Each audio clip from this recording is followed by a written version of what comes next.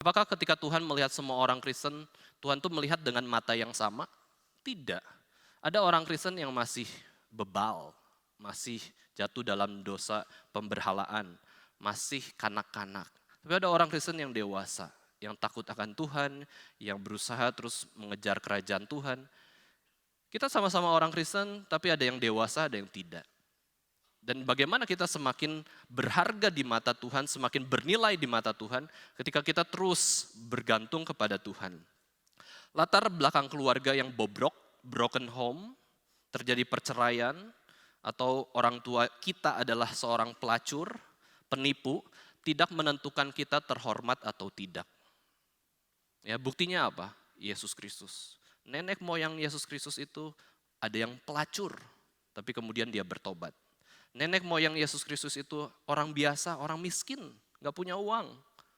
Papa mama Yesus juga gak punya uang.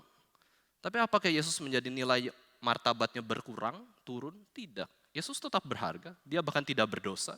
Dia taat kepada kehendak Bapa. Memang keturunan dari atasnya Tuhan Yesus itu ada orang beriman, Abraham. Abraham pun selingkuh, orang yang selingkuh. Rahab, perempuan sundal.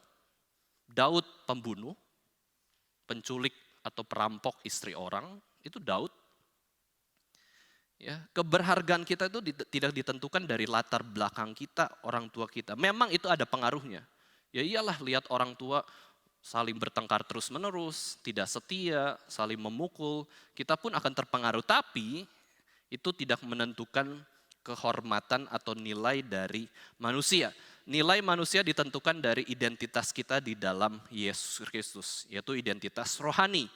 Jadi kita jangan memberhalakan suatu garis keturunan darah biru.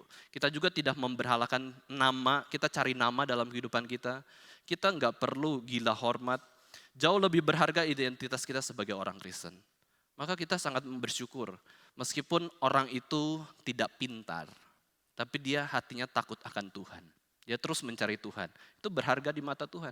Memang kemampuannya segitu kok, pikirannya seperti itu, intelektualnya demikian, tapi hatinya tuh takut akan Tuhan. Oh, Tuhan justru melihat dia berharga.